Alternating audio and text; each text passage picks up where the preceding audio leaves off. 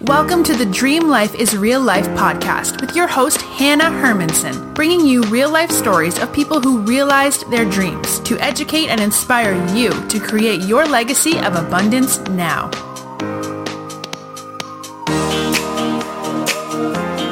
Welcome back, everyone. Today, we're hanging out with Rose Kirby. She is currently across the pond from me, but we are hanging out here live with you today.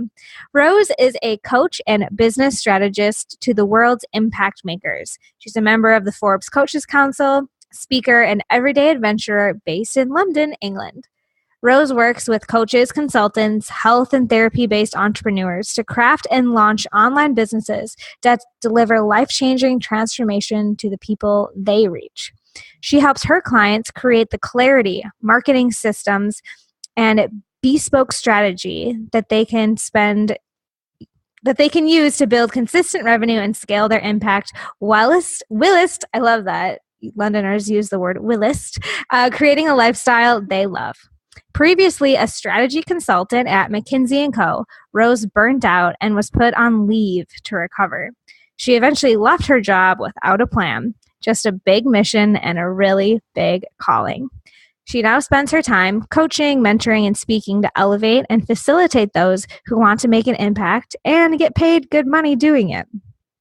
When Rose isn't helping her clients break through new impact and income goals, she's bungee jumping, diving with sharks, and seeking out the next adrenaline-filled thrill. Rose, we have so much to talk about. Welcome. Hello, thank you. Thanks for the intro, Hannah. Yeah, definitely. So as I mentioned, even though we are far away, we do have a lot in common. And I think you have a lot in common with a lot of our listeners. So I want to go right into the heart of it with you, if you're ready. Yes, why not? Take us to that burnout phase of your life. What was that like that led to a need to take time off? Yeah, so I've actually been thinking about it a lot in the last week or so, simply because this was the point in my life around a year ago where I was just on this like fast moving train that was about to turn into a train wreck.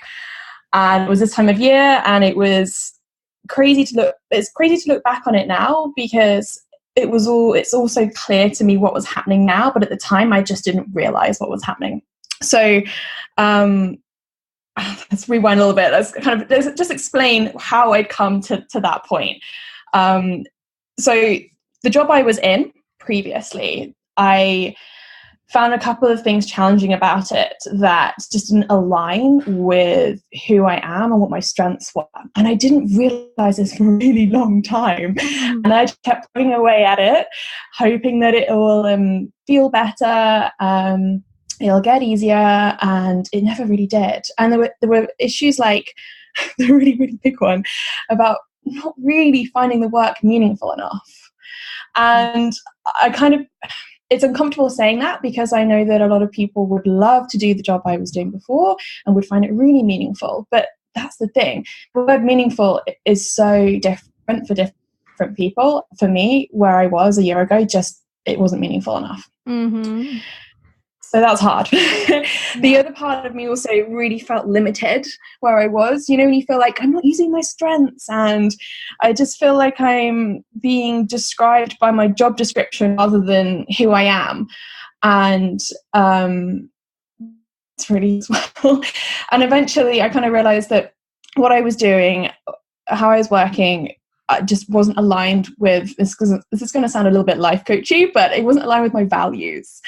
And for people that don't know what their values are, it can feel a bit like, what the hell is values? But I think once you kind of realize what your core values are, and then you realize you're not living in alignment with them, it's just like, wow, okay, now I get it. Now I get why I feel the way I feel. So on top of that, I was working stupid hours, like crazy, crazy long hours. I was exhausted. I never had a chance to catch up on any kind of sleep. I didn't really have much of a social life. I didn't really have much health going for me either. And about this time last year, I burnt out and was on leave for about 2 months in the end to recover. So It was all a bit disastrous at the time, having no idea what was going to happen next. Yeah, but what you're saying is that it's these little things, it's these day-to-day discomforts that it's not about like getting out of your comfort zone. It's like you are out of alignment and this is not based on my values. I can't fake a story any longer that what I'm doing is meaningful or I feel great about what I'm doing. I remember when I had a day job, I would make up all of these rationalizations and negotiate myself into thinking this was purposeful, when really it just wasn't. And you can't fake it for very long. And it does start to impact your health and your energy and your productivity. And so to have the awareness to, know that you were burning out and taking time away, I think is really unique. Yeah, no, absolutely. I kind of didn't really know what was happening to me. And you're so right. It's that case of being so out of alignment, but not really knowing it in yourself that was a problem, and just carrying on, hoping it feels better. And I walked into one of, what's the best word? Almost like the HR department, let's call it, my previous work. And I just sat down and said, I feel burnt out. That was the only phrase I could really describe how I felt, not knowing at the time that that's actually a thing and that's actually like a medical condition. So that's when they kind of said, look, you've got to stop then. You've got to take some time off. And it took about 5 to 7 days for me to feel any kind of emotion afterwards. I was so entirely numbed out. So that was quite a shock when I actually managed to feel any kind of degree of emotion afterwards. But anyway, so we first took a couple of months and I decided going back to work was not the right decision for me at all. And I just decided to leave. And like I said, what he said in the bio, I had no idea what was going to happen next, but I really felt that sense of, I just need to lose sight of the shore, because there's no way I'm going to know what's next for me if I stay on this little island, because I'm going to be limited by the thinking of the people that are around me. And I just want to go find something different and something new. And I just felt like I was just getting on my little boat and going off to go and see if I can find other islands that felt a bit happier and a bit more alignment with me, I guess. And it's been a year of exploration since, and really understanding, what am I on this planet to do, and what does that mean for me right now? And turning that into a business, because I've also really realized that entrepreneurship offers you so many more opportunities, and there is no ceiling anywhere, that you are your own limitation.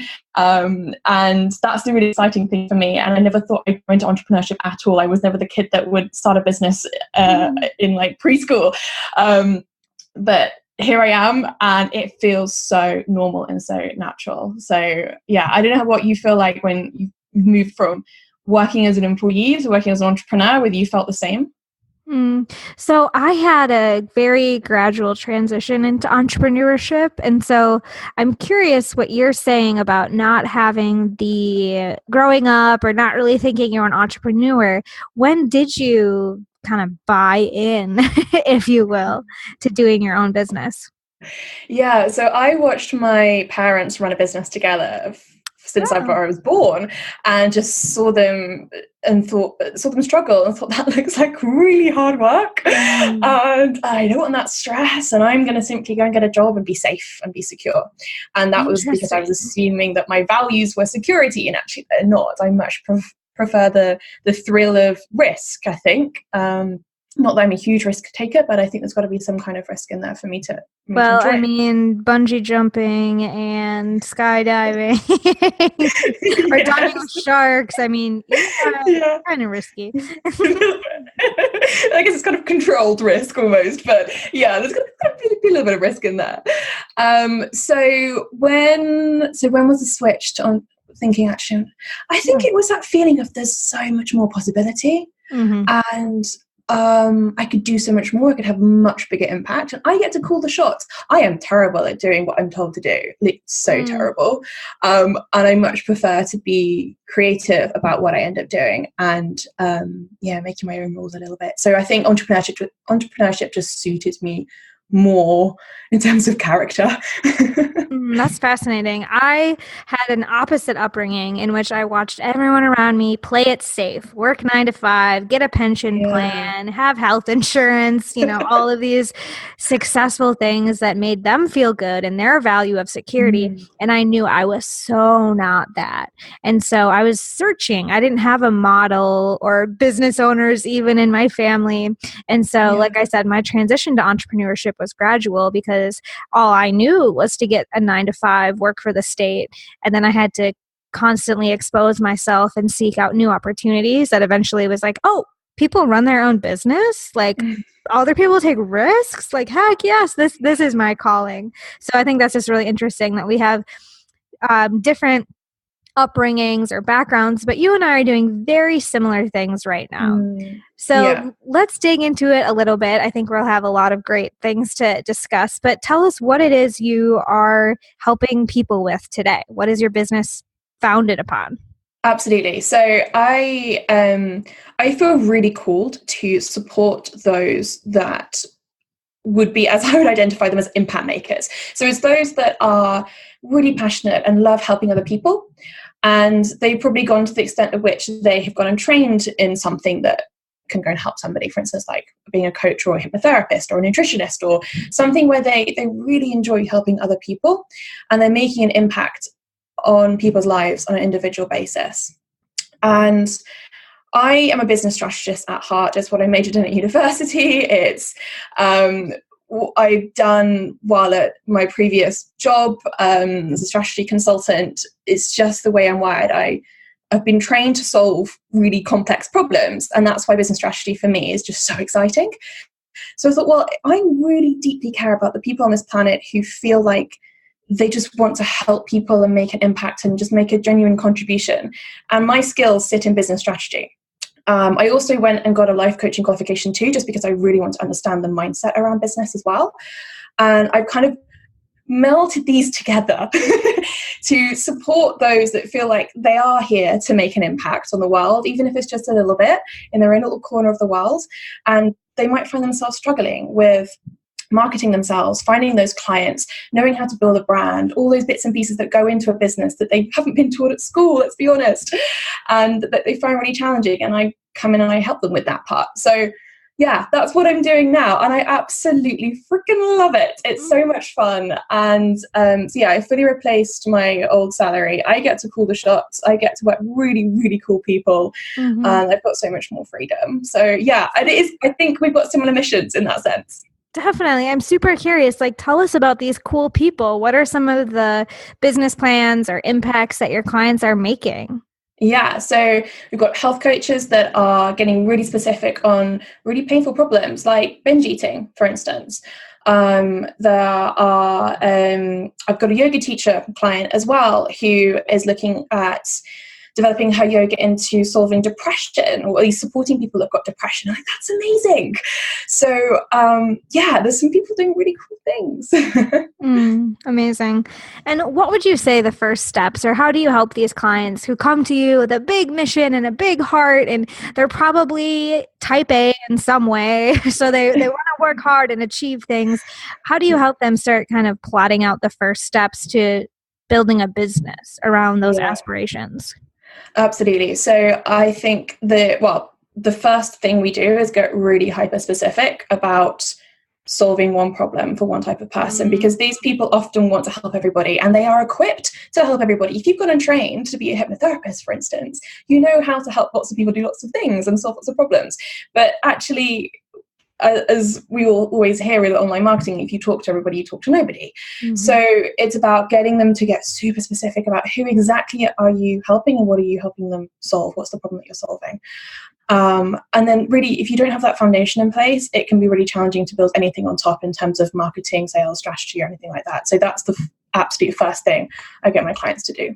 Yeah, I couldn't agree more with that idea of like really niching down. You know, the riches are in the niches and all these, these things that you and I probably throw around, but it's hard when you're just starting out to really believe that like I can just talk to one hyper specific type of person. Like I know I can help everyone, or what if those people don't like me or they don't want to work with me? But you know, what sort of results have you seen in helping people get that specific and talk to just one type of person or one avatar of a client? It's amazing how people just come out of the woodwork. People that are actually in my clients' network already that have that problem, that don't quite realize that they could go and get it solved if they went and worked with my client. So then they reach out, but because when you're speaking so specifically to that client, to that person with that problem, they just know how to find you. So it's like that whole feeling of that whole idea of building your own mountain. Yes. I love that. Get your mountain so tall that people just gravitate towards you. Yeah, I'm also glad you're saying that when you talk about people's problems, they're much more gravitated to you. Now, I am positive and upbeat. However, marketing that just focuses on this vague dream or goal that people may or may not have is so much harder to hit the heartstrings. Is when you get on their level, you get to the ground root problem, you notice their what I call bleeding neck, and you can call it out, and people can realize, oh my God, my neck is bleeding. I didn't even realize that was the pain.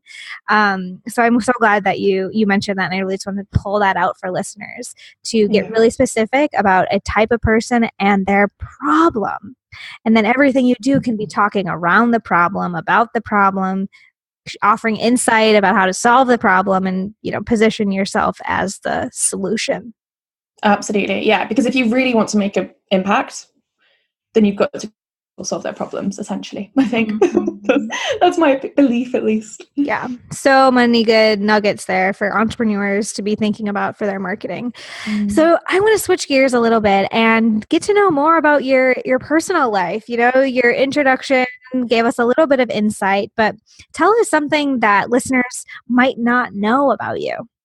Okay, so let's do the basics quickly. So I live in London in a flat with my other half, my boyfriend, who is a pilot. So we use London as a base, and then we try and jump on a plane around once a month at least. So it's a really great base to do that, actually. And Heathrow, yes. I guess where we bought a flat strategically located between Heathrow and Central London for exactly that reason. Too good. So, but yeah, no, what else can I tell you? This is a good one. My first job, I didn't want to go and do waitressing or bartending or being a shop assistant or anything. And classic little 16-year-old rebel wanted to go and be a teacher, and I decided to be a gymnastics teacher because that was the only sport I was any good at. Wow. Oh my gosh, Rose, it is too eerie how many similarities we have. When I was 15, I was a gymnastics manager because I needed to be doing 1,000 things at once and didn't play sport in the winter. So I was like, I'm going to just go work for the gymnastics team. This is eerie. This is so creepy. We're almost each other's doppelgangers, bar the different hair color. Yeah, so fun. All right. Well, I do want to transition now that you said you were a teacher. We're going to transition into the pop quiz round. I just have 3 more questions. Are you ready? Yeah, I think so. Okay. The first question is, what is one exercise, one thing that listeners can do today to get them closer to their dream life? What would you recommend? Okay, keyword that's just jumped into my head would be clarity. Clarity on what your big why is, what impact you want to make, and what your mission or purpose is, because everything falls out of that. And that's not an easy process. I'm not going to pretend that it is, because it's not. And it kind of comes as a result of experimentation and reflecting and understanding what feels good and what doesn't feel good and what feels meaningful. But getting clarity on what sort of impact you really want to make in this world is so foundational to then making your dream life happen. Yeah. And I totally agree that action breeds clarity, and so does silence. So I think that reflection and experimentation, and giving yourself space, like Rose said, it's not like you're going to finish the exercise today, but start to give yourself some space and grace to try something different and see how it feels. Yeah, so true.